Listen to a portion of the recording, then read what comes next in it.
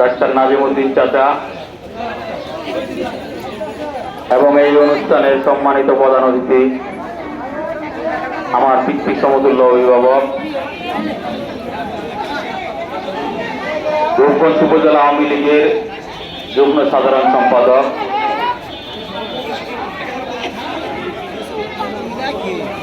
যিনি আমার গার্জিয়ান হিসেবে দায়িত্ব পালন করেন জনাব আলহাজ মাহবুবুর রহমান মেহের কাকা এবং এই অনুষ্ঠানে আরো উপস্থিত আছেন আমার অত্যন্ত ভালোবাসার বড় ভাই তারাও পৌরসভার সাবেক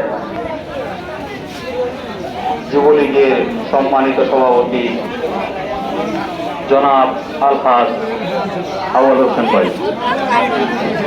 আরো উপস্থিত আছেন আমাদের এই 7, 8, 9 নম্বর ওয়ার্ডের সংরক্ষিত কাউন্সিলর জ্যোৎস্না আপা। আরো উপস্থিত আছেন আপনারা সবাই জানেন আমার এই প্রাইমারি স্কুলের শিক্ষক যিনি আমাকে শুরু থেকে শিক্ষা অর্জনের জন্য জ্ঞান লাভের জন্য আমার পাশে ছিলেন জনাব মোহাম্মদ কামাল স্যার। আরো উপস্থিত আছেন আপনাদের এই পিজি বরাবর সেন্টারের পাপ্পু ভাই, বারেক ভাই, ইয়াসিন ভাই, খন্দকার কাকা, আক্তার ভাই এবং শাহ আলম সহ আমার এই এলাকার মুরব্বিয়ানগণ, মা ও বোনেরা, সবাইকে সালাম, আসসালামু আলাইকুম।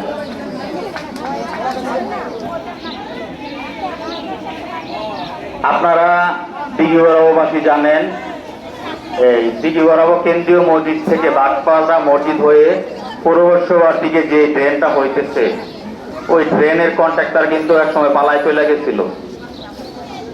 তারপর আমাদের এমপি মহোদয় এবং মেয়র মহোদয়ের নির্দেশনায় সেই কাজটা কিন্তু সেই অসমাপ্ত কাজটা আজকের যে যার জন্য এই অনুষ্ঠানের আয়োজন জনাব হাবিবুর রহমান হাবিব ভাই, তিনি কিন্তু প্রায় 90% কাজ সমাপ্ত করেছেন।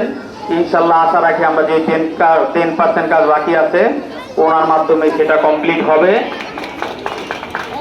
এবং আমাদের 9 নম্বর ওয়ার্ডের যে বড় বড় রাস্তাগুলো আছে 95% বড় কাজগুলোই কিন্তু আমাদের হাবিব ভাই করেন।